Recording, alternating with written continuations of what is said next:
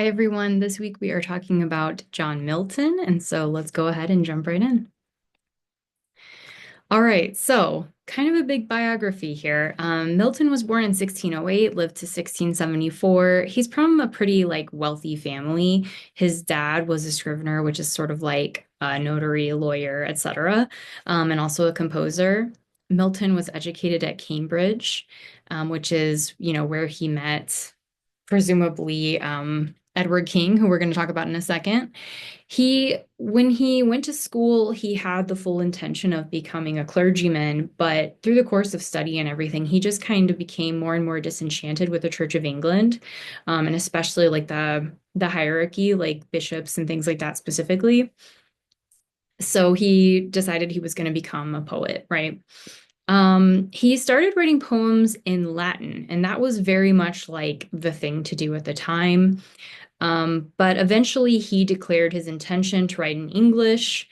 Uh, I mean, it's if this is reminding you at all of like Spencer, et cetera, we're seeing again someone who is declaring their intention to become like a great English poet, the poet of England. And so that's what he's doing here. So Milton was a very critical writer. He would write criticisms of the bishops of the Church of England, very satirical, critical pieces. He wrote in favor of divorce, which was kind of like unbelievable at the time. That just was like not something people were writing in favor of. But his wife had left him, and this was something that had, I mean, after a very short marriage, and he saw maybe a need for there to be divorce. And so after this, he ended up writing another work defending the right of basically like essentially like freedom of press, free speech, because of how much that divorce writing had backfired. He was so heavily criticized. Um, then he also wrote The Tenure of Kings and Magistrates, defending the right to revolution and regicide. I think it was 2 weeks after Charles the First was beheaded. And so this really like made his reputation. I mean, he already was known as being really controversial and everything, but this really aligned him with the incoming, Oliver Cromwell Parliament um, rule, right? And so then it was unfortunate that he published another piece, kind of against monarchy, defending this like parliamentary lifestyle or whatever, uh, uh, right before, like literally, like I think it was 2 weeks or a week or something before the monarchy was restored to England, with the Restoration. And so, yeah, he had a pretty tough time. I'm skipping ahead a little bit. That was in 1660. So at that point, Andrew Marvell, who we read last week, and some other writers, they ended up having to come to his defense. Or I guess 2 weeks ago, they ended up having to come to his defense. He was pardoned, and he ended up being able to live and continued writing until he died in 1674. I skipped over a major part of his life story, which is that his wife actually did return to him, and they had, I think, 4 children, and she died giving birth to a child in 1652. And this was like an incredibly brutal year for him because the same time his only son died, um, and he lost his vision. And so he actually, when he wrote Paradise Lost, it was entirely through dictation. He wasn't able to see and write anymore. Okay. So let's talk about Lycidas. So again, Milton has declared himself like this great English poet, right? And so one thing that we know about these great English poets is that they have to start with the pastoral elegy, right? And I guess just kind of great poets in general, right? Because they're borrowing this from the classical tradition. So this pastoral elegy that he's written is it's to Edward King, who was another student at Cambridge, younger than Milton, who died in a shipwreck. And they weren't necessarily like friends or close or anything. And so, some of the criticism about this poem, which I'm not necessarily sure I disagree with, is that it's more about Milton talking about himself and using King as kind of a foil because King was also a poet and wanted to be a clergyman. Um, but he didn't necessarily like it's not really about Edward King. But regardless, this is like one of the more famous pastoral poems we have in English literature. Um, so like Spenser, he's writing this pastoral to establish his reputation. That's where you start, and then you end with your epic. One of the things that you might notice about this pastoral, like we've seen with others, but maybe, I mean, honestly, this one is like very much romanticizing a lifestyle of the farmer.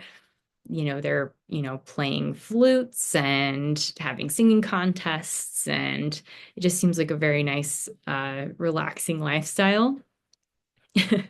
Um, so a few other things I wanted to note in this poem. So we have iambic pentameter and trimeter, which is going to be going back and forth. Okay. And so we've seen this with other poems, and I'm blanking. We've seen this with other poems. What it's going to end up doing is having a more lyrical effect. And so, this is going to read more like a song, right? The other thing that we'll notice with this is he is going to invoke the muses. And so he says, begin then, sisters of the sacred well. And so he's calling on the muses here, which is something that's very common with this type of poetry. Also, it's going to come up again with Paradise Lost in general with epics. We're going to see this. One of the notes that I had in my Norton anthology that I brought with me to my college lit class was my professor had pointed out how nature itself mourns King's death, which I thought was like, I think really cool because I wrote it down in my book, and I noted it again this time where you see, Milton talking about kind of like darkness and death within plants and things like that, and so you can see how this death is like reverberating into nature. All right. A couple of other things to point out about Lycidas. We have apotheosis, which is when a being is elevated to the status of a god. We see this actually a lot I mean, just this is like all over like classical literature and myth and stuff like that. But basically, what we're seeing here is that Lycidas it says, line 183, henceforth thou art the genius of the shore, and thy large recompense, and shalt be good to all that wander in that perilous flood. Right. And so, and just a definition here is that a genius means a local guardian spirit in this case. And so, you might have noticed a turn in the poem where he's so angry, right? Milton, when he's writing this poem, or the speaker, because the speaker is supposed to be separate from Milton, the shepherd, right, or the farmer, but at some point it kind of turns, right? And so we have like mourning and anger, and then at some point it turns and it becomes about how Lycidas will live on, right? Because of his legacy. And so even though he's no longer alive, he lives on through his legacy. And then he's literally turned into a spiritual being. There's also a lot of characters from mythology in this. And so I just wanted to point them out: Triton, Neptune, Jove, Orpheus, Calliope, Atropos of the Three Fates, Hyacinth, which I thought was a really interesting one. And he references hyacinthine locks, I think, when he's describing Adam too. So I feel like that must be like one of his favorite myths or something. And then he also is bringing in the Bible a lot as well. So it's like kind of interesting how he's mixing these references to Greek mythological figures as well as biblical figures. And he's actually criticized by a later writer, I think Samuel Johnson, I think is who I'm talking about, who kind of criticizes this and says it's kind of messy, or like even like morally wrong. And then he also criticizes Milton because he says that this is like not genuinely mournful poem, right? It's like there's no feeling in it. It's all just like kind of making references to things, which I thought was kind of an interesting quote. All right. Paradise Lost. So This is like a very, very famous poem and epic in English literature. It was published as 10 books in 1667 and then 12 books in 1674. And so this took Milton a really long time to write. He was dictating the whole thing. There's this whole kind of like legend that he was kind of coming up with like 30 lines at a time. And then first thing in the morning, he would say, here's the lines, like write them down basically. And so he ends up getting to almost 11,000 lines of poetry. So that's going to take a minute. It eventually is reformed into 12 books, which is also, oh no, I'm blanking. It's the number of books in, oh no. Um, I can't remember which epic it is, but he's copying Virgil or somebody who had the same number of books. But I think the other reason for this is that publishers wanted him to have like prose descriptions at the beginning of each book just to kind of give the reader a little bit of a sense of like what's going to be covered in the verse. And so if you got lost at any point in this verse and you're like, what is going on? Just know that even Milton's publishers back in the 1600s were like, hey, maybe put like a little prose description at the beginning of everything that's going to happen here. All right, so the poem is written in blank verse, and Milton actually wrote a defense of this at the beginning of the poem where he says, oh, I don't have a quote here, but he talks about how, we have all these associations with rhyming verse and poetry, but that he believes that making it unrhymed is actually going to elevate the verse. It's going to make it, he's going to be able to tell a better story and tell it in a more eloquent way if he doesn't have to worry about rhyming, essentially. And this was really common. I mean, we've read blank verse already with drama, right? But this wasn't really like a thing in poetry yet. And then after he did this, then a lot of people were using blank verse in poetry. It ended up being very influential.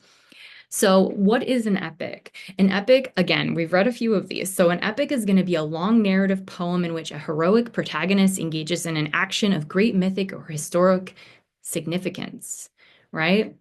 And Milton is following a lot of epic traditions and conventions. Like he begins in media res, in other words, in kind of the middle of the action. So we are starting with sort of the end of the battle of heaven and hell. Satan is cast out of heaven, and we see him trying to kind of like rally the fallen angels, right? And so, yeah, so we're kind of starting in media res. Uh, and kind of like I guess I've already kind of spoiled this. This poem is going to be based on the expulsion of Satan from heaven and the fall of man. Okay. And it's kind of one like tiny detail that I think is kind of interesting is that Paradise Lost was actually there were at least two other plans. One is epic. Milton had intended to write an epic about Arthur, and he didn't. And some people speculate that part of the reason he was more drawn to this was because of kind of his sort of controversies and difficulties later in his life. And so maybe that's why he was drawn to this story. He was doing a lot of religious writing towards the end of his life too. That was like very controversial. Like he couldn't publish it during his lifetime. It was that controversial. And so it might have just been too that he wanted to talk through these themes and things in a way that he could not lose his life over. He also had intended to write a drama, and so the book that we read, book 4, starts with what was supposed to be the opening soliloquy of Satan in this drama, and then he ended up kind of repurposing it in this poem, right?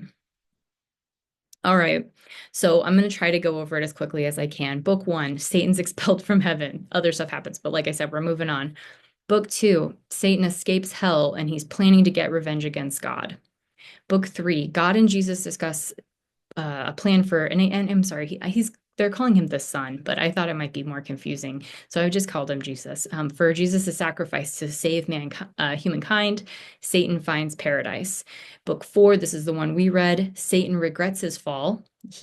That's the beginning of the book, right? His soliloquy. He's talking about how upset he is, and how much he misses the goodness of God and of heaven. He schemes to make Adam and Eve fall in a similar fashion, and then Gabriel kind of catches on to him and he gets chased out of paradise. Book five. Eve dreams of eating forbidden fruit. This is when Satan is whispering into her ear and giving her this vision, right? Book six, Raphael tells Adam and Eve the story of Satan's fall, which he might later regret, as he thinks that this might have influenced their actions.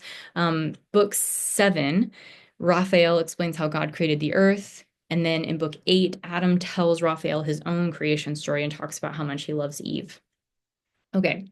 Book nine, Satan, as the serpent, convinces Eve to eat the forbidden fruit. Adam eats the fruit too. They feel lust for the first time, yada, yada, yada. And then they wake up full of regret. Book 10, God turns the demons of hell into snakes, then releases hardship onto earth as punishment for Adam and Eve having gone against him and disobeyed him. Book 11, Archangel Michael goes to Adam and Eve to escort them out of paradise.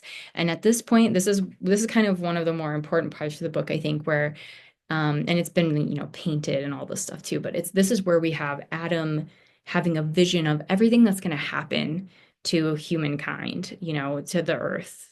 And so, he sees his son kill his other son all the way through, you know, what's it? Revelations, sorry. When Jesus comes back to earth and rescues everyone from earth and then seals hell, which I can't seem to remember the word for. And so by the end of the book, even though they've heard about all this horrible stuff that's going to happen, including the flood of Noah, Noah's Ark, which is really upsetting, they're kind of comforted by the fact that Jesus is going to die for their sins and give them this redemption. And then by the end of time, he'll come and rescue everyone from earth, right? And seal up hell. So the suffering will end. Okay, so let's talk about how this book is adapting some of the epic traditions. Okay, we have a bunch of, I think it's maybe easier to see how Milton is using some of these epic traditions, especially if we've read a lot of epics, which we've already read some just this semester. But a lot of epics are going to, especially the kinds that he is imitating, are going to be really emphasizing martial heroism. In other words, kind of like heroism in war, right? And here, a lot of our war is like kind of off screen. We eventually get it retold from Raphael's perspective, right? But war isn't really the focus of this kind of heroism. And I'm not going to lie to you, I've honestly had a difficult time figuring out exactly who people think the hero of this book is. We know that there are some romantics like Percy Shelley, who believed that, or William Blake, both of them really saw Satan as the hero of this, but that doesn't seem to be fitting with what Milton's intentions would have been. It's kind of hard to say, but he was an extremely religious person, so probably not that, right? There is also there's been people who talk about Jesus being the real hero here because and I read, I think a Poetry Foundation talks about, Jesus's willingness to, be sacrificed in such a humiliating fashion is the heroism, right? And so it's like such a deeply Christian heroism that we see here, where the crucial virtues are faith, patience, and fortitude. Okay, and then I've also seen Adam and Eve described as the heroes of this work. And so it's really about them being willing to feel guilt and ask for redemption. That sets them apart from Satan, for example, who never regrets his action. He doesn't permanently regret his actions. There's times when he's like, "Oh, I really miss heaven," but he never is like, "I shouldn't have done that. I should have acknowledged that Jesus was superior to me." Okay. Another thing so we see kind of like a uniquely Christian heroism being valorized here. Another thing that Milton does is he invokes the muse. And again, we've seen him do this before, but one of the things that's unique about this muse is that it seems like he's actually invoking the Holy Spirit or the voice of the Godhead or something like that. Like it's a Christian muse that he's asking for, even though he does refer to Uriel, I can't remember. There's a muse that he refers to a few times. And so we know that, he is making these references, but it's clear that the intention there is for that to be more of that seems more like it's like him using the convention or like using that for illustration, where when he's doing this at the beginning of the book, it seems like he's really calling on a Christian muse, right? A Christian god as his muse and not a Greek figure. Meddling of supernatural beings is another epic tradition, and this is kind of a funny one to talk about because this is Milton's religion, and so potentially a lot of people are Christian now, right? We don't believe in the Greek gods maybe, but we believe in potentially in Christian God. So it's interesting to talk about it in this way, and would have been at the time too. You could imagine that this could be provocative. But we see the same kind of meddling potentially in things like God sending Raphael to warn Adam. And so we have the supernatural, like from the heaven, a being being sent to intervene with humans. Okay. Descent into the underworld is another big epic convention. And so, and I meant to look up the pronunciation. I think catabasis, I'm not sure. And so this is a really common, this is part of a lot of mythology, Dante's Inferno. I mean, just like I could go on Odyssey, etc. So Satan is sent to hell actually a few times, right? And so that would be kind of Milton's way of adapting that tradition. And then we also have this kind of cataloging that goes on with a lot of epics where they're kind of listing out figures.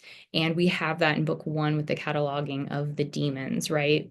And so if you want to learn more about epic poetry conventions, there's a link here. I'm going to share another link at the end here that has some other good reading. Okay, so let's talk about the themes. I think probably the two biggest themes here are going to be predestination and free will. And these are kind of complicated, okay? So predestination is essentially this idea that God knows everything that's going to happen, right? And maybe has even orchestrated everything to happen. But we know from Milton's later writing that he didn't really believe in predestination. He was, I mean, I'm probably going to say this wrong. He was of a religious, his puritanical belief. He was a Puritan, essentially, and he was Arminian. I can't remember the word.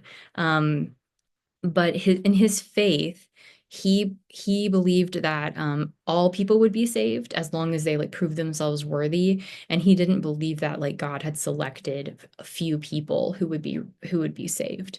And so that was like a Calvinist belief that was like more predominant at the time in like puritanical kinds of belief systems. And so this was like a major difference that he had. And he also believed in free will, right? And that's a major, major part of this book. And it's interesting if we're thinking too about this book being written later in Milton's life. And there's a lot that's been written about this, and it's kind of hard to speculate without doing a lot more research. But Milton is clearly influenced by these wars that are going on, right? I mean, he just lived through the Civil War in England and with the fall of the monarchy and everything. And we know that the Stuarts had more of authoritarian. They believed that God had given them full power to rule and that they didn't have to rule with parliament or anything like that because God had bestowed the power on them. They didn't want to share it. And so it's hard not to read more into all of these discussions about free will and predestination and natural hierarchy without thinking about kind of the more secular versions of these types of philosophies as well. But yeah, Adam, Eve, and Satan are free to make choices, even if God already knows what's going to happen, right? God is allowing the sin to happen in this story, even though he already knows it's going to. And he's basically already made a plan for what's going to happen. He and Jesus plan out the redemption of humans before anybody bites an apple, right? And so it's just kind of like a kind of interesting and I think important part of his themes. Okay, another point that I wanted to bring up is natural hierarchy. This is probably my least favorite part of this work. But basically, this is we see the criticism here of, it kind of goes along with this idea of obedience, right?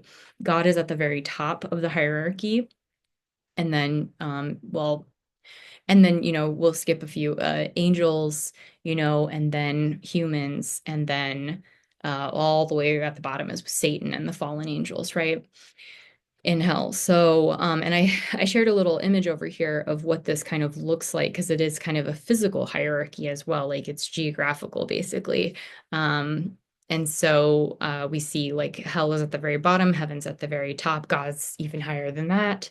And so yeah, so the natural hierarchy, basically we have a couple of major points of this. Satan refuses to accept that Jesus is superior to him, and there's I mean, this is this is part of the Bible, right? So this isn't like a made up thing, but basically like this is him. He had been sort of favored, and at this point he is realizing that he is not as high up in the hierarchy as he thought, and so he is resisting that, and and in that resistance, that's why he's kicked out of heaven, right? Um, the other natural hierarchy that I saw here, and I've read some people who kind of talk about how this is not necessarily my reading of this, but it seems clear to me that Adam is superior to Eve, right? And it's talked about in a physical way as well as mental capacity kind of a way where I think my favorite part of the book might be when Eve sees her reflection in the water and she's like, wow, that creature is so beautiful. And then she goes and finds Adam, and then she's like, you know what? I think I'm actually going to go back to that creature in the water because they were way prettier than Adam. And then I think Gabriel has to come and intervene, or maybe it's Raphael has to come and intervene and be like, no, Adam's great. And then she's like, yeah. And then I eventually learned that his wisdom um, was better than beauty. And it's like, okay. So anyway, so we have this kind of natural hierarchy, which, okay. And then another major theme is redemption. We see Satan falls from grace, but he doesn't really repent, right? He doesn't repent. He has no intention of repenting, even if he does miss, what he had in heaven. Meanwhile, Adam and Eve feel very remorseful after they've sinned, and they repent after their fall from grace. God is merciful and allows them some hope and giving them kind of this vision of everything that's going to happen throughout the rest of history. And this kind of ties to this philosophical concept of, and I should have looked up this pronunciation too, but Felix culpa, which is sort of this idea that that the original sin was like, this is such an oversimplification, but kind of it's like kind of almost a good thing, right? Because it led to salvation. Okay, and so it's just kind of another interpretation of that event. Okay, if you want to read more about Milton, Paradise Lost, I have some links in here. This is going to give you more summary if you really are like totally lost, or if you want to know what else happens in the book without having to read it. If you want a more humorous version of that, you can watch this classic summarize. Just a little spoiler alert, there is some stuff in here that could be considered a little, blasphemous. So, your mileage may vary. And then this recent New Yorker article I found really interesting. That kind of goes over the book in really interesting ways, talking about it in ways that I might have interpreted a little differently. And then also, I thought there's a really, really long biography of Milton, but it goes into a lot of detail with Paradise Lost in particular. So if you're interested in learning more about Milton, especially, the works that we weren't able to read, or if you want to just go more in depth with Paradise Lost, there's a lot written about it in this biography from Poetry Foundation. So anyway, that's it for this week. I hope you all have a great week, and I'll see you next time.